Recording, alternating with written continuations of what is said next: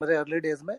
सो मुझे वही चीज समझ आने लगी। पहले मैं नेकेड ऑप्शन सेलिंग करता था, फिर मुझे किसी ने बताया आप स्ट्रेटजीज में करो, फिर मैंने पूरा गूगल खंगाल मारा, खूब स्ट्रेटजीज ये वो।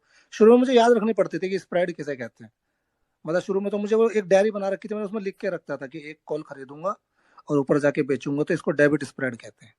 मतलब मैंने बहुत दिन तक तो वो मुझे याद करने में टाइम लगा मेरे अर्ली डेज में। मतलब महीना 2 महीना लग गया होगा कि बटरफ्लाई में क्या है, कौन कौन सा ट्रेड लेते हैं, कौन कौन सा स्ट्राइक चूज करते हैं, आयन फ्लाई में कौन कौन सा चूज करते हैं, वो सबको टाइम लगता है अर्ली डेज में। वो भूल जाता है कि स्प्रेड क्या होती है शुरू में, जब शुरू शुरू में नया नया आदमी आता है। तो मैंने स्ट्रेटेजीज में ट्रेड करना शुरू किया तो मेरे लॉस कुछ कम हुए, मतलब ठीक ठाक कम हो गए। फिर मतलब तब भी लॉसेस हो रहे थे। हाँ, यस एब्सोल्युटली। 2019 का पूरा और आई थिंक 20 के मिड तक भी मैं मतलब वो लॉस में रहा। मतलब मेरे शुरू के 1-1.5 साल मतलब गए लॉस में। वो सबके जाते हैं। देखो कोई भी अगर ये बोले इस मार्केट में कि नहीं मैं तो पहले दिन से प्रॉफिट कर रहा हूँ या मैं 3 महीने बाद प्रॉफिट करना स्टार्ट कर दिया था, ही इज अ लायर। लेकिन मेरा ये मानना है कि 1-1.5 साल मोस्टली लग जाता है एक प्रॉफिटेबल फेज में आने में इस मार्केट में। अगर कोई जल्दी आ गया तो मतलब फिर तो बहुत अच्छी बात है। मेरा अपना असेसमेंट है कि यहाँ इतना सीखने के लिए कि आपको 1-1.5 साल का टाइम चाहिए ही चाहिए। वो साइकोलॉजी भी इम्प्रूव करनी पड़ती है ना, खाली स्ट्रेटेजी पढ़ने से कुछ नहीं होता। फिर वो साइकोलॉजी आपको चाहिए कि आप उस गेम में टिके रहें। कैसे टिकेंगे आप गेम में, ठीक है। तो मैंने क्या किया, जब मेरा 1 साल हो गया तो मैं सबको बोलना चाहूंगा भाई सभी लोग ये एक्सपेरिमेंट कर सकते हैं। मैंने मेरा सारा कैपिटल बैंक में ट्रांसफर किया मेरे अकाउंट से। मैंने सोचा मैं कंटिन्यूस अगर 8 महीने 9 महीने 10 महीने हो गए और मैं भी एक भी महीना प्रॉफिट में नहीं आ पा रहा हूँ, then why I am using 10 और 20 लाख रुपीज। वाई भाई 20 लाख यूज करूंगा तो हर महीने अगर 5% गया तो 1 लाख रुपया जाएगा। अगर 1 ही लाख यूज करूंगा तो 5 ही हजार जाएंगे ना। उस टाइम पे 10x मार्जिन मिलता था, वो 10x का जमाना था। तो इंट्राडे में कोई 1 लाख से कोई दिक्कत नहीं आती थी ऑप्शन बेचने में। आप आराम से अच्छा ऑप्शन बेच सकते थे 1 लाख से भी। सो मैंने एक एक्सपेरिमेंट किया कि मैं 1 लाख रुपीज अकाउंट में रखूंगा और बाकी डीमेट में ट्रांसफर कर दूंगा, मतलब अपने बैंक अकाउंट में ट्रांसफर कर दूंगा। मैंने कर दिए।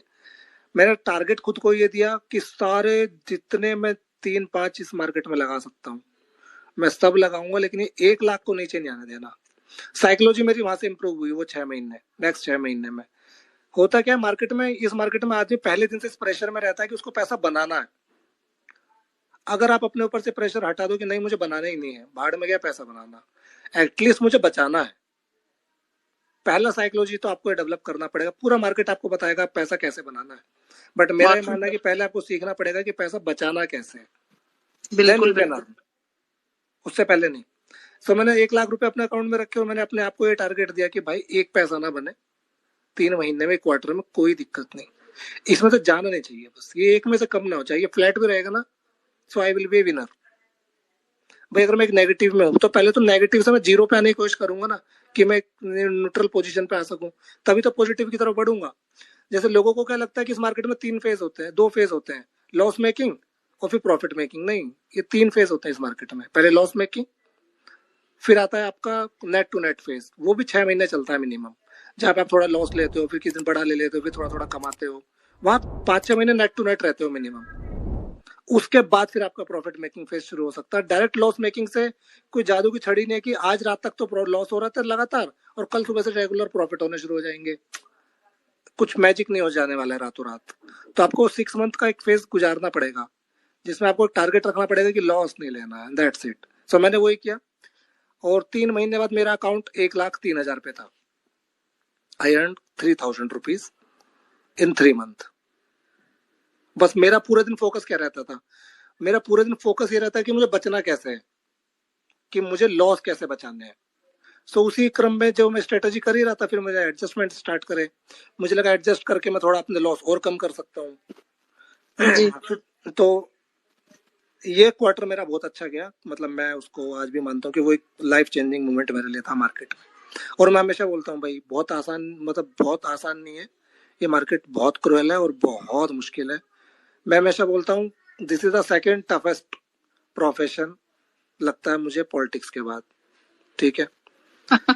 सर तो मतलब एक चीज मुझे बताइए, आप इसका कंक्लूजन यही निकला कि हमको डिफेंड मोड पे ज्यादा रहना है।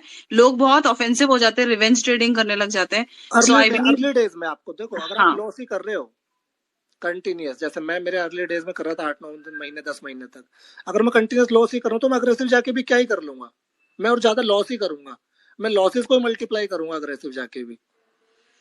इट मीन्स कि मेरी अगर मैं कंटिन्यू लॉस में हूँ मेरे अर्ली डेज में, तो मेरी साइकोलॉजी में कहीं ना कहीं प्रॉब्लम है, मेरी ट्रेडिंग सेटअप में कहीं ना कहीं प्रॉब्लम है, मुझे उसको धीरे धीरे रेक्टिफाई करना है, तो उसके लिए मुझे क्वांटिटी रिड्यूस करनी पड़ेगी। मैंने 3 महीने एक लॉट में ट्रेड किया, उससे पहले मैं 10, 20, 30, 50 लॉट में करता था, फिर मैंने एक लॉट में किया 3 महीने। सो वो ट्रेडिंग साइकोलॉजी बिल्ड कब होती है, जब आपकी क्वांटिटी बहुत रिड्यूस होती कम होती है। आपने रिलायंस का फ्यूचर ले लिया, आपको लग रहा है कि नहीं नहीं ये ब्रेकआउट है और ये ऊपर जाएगा, आपने फ्यूचर ले लिया, आपकी फ्यूचर लेने की क्षमता नहीं थी, वो थोड़ा सा नीचे आएगा ना, आपको पैनिक में आप भाग जाओगे। बट अगर आपको पूरा उस ट्रेड को कैसे आप उसको लेके चल सकते हो वो सीखना, तो आप एक शेयर लो, वो 10, 20, 50 पॉइंट भी नीचे आ जाएगा तो 50 रुपए का ही लॉस होना है, ठीक है।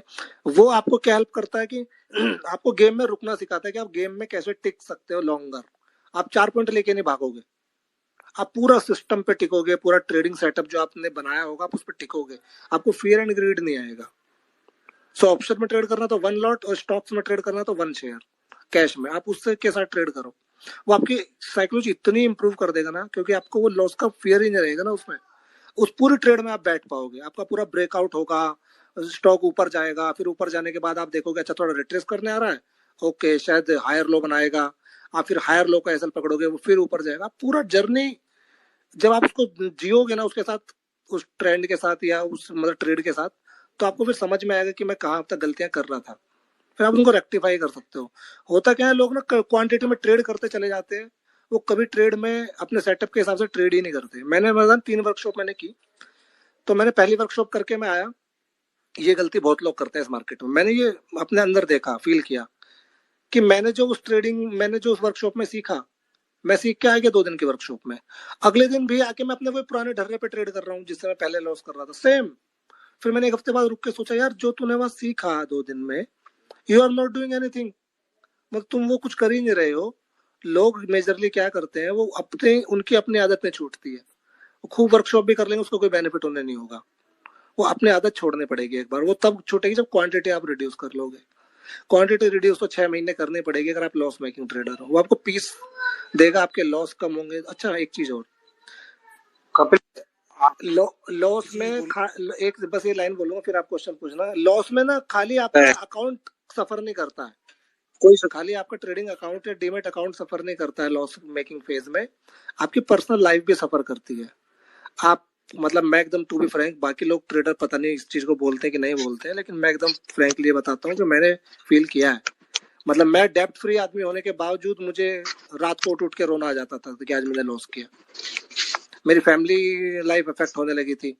आप रोज लॉस करोगे, आप अपने बच्चों पे चिल्लाने लगोगे, आप यहाँ 50,000 का लॉस कर दोगे, आपका बेटा बोलेगा ये मुझे 2,000 का कुछ लेना, आप उसको मना कर दोगे। तो मैं इन चीजों को फिर मैंने ऑब्जर्व किया कि ये सब चल क्या रहा है मेरे जीवन में, मैं कर क्या रहा हूँ लाइफ में। तब मुझे समझ में आया कि सारी प्रॉब्लम की एक ही जड़ है कि मैं लॉस कर रहा हूँ बेसिकली, इस वजह से मेरी साइकोलॉजी, मेरा टेम्परामेंट जा रहा है, मैं पैनिक में आ रहा हूँ, एंजाइटी में आ रहा हूँ, फैमिली में नेगेटिविटी आ रही है। तो मुझे लगा कि सबसे पहले लॉस ही रोको तो शायद जीवन में कुछ चेंजेस हो।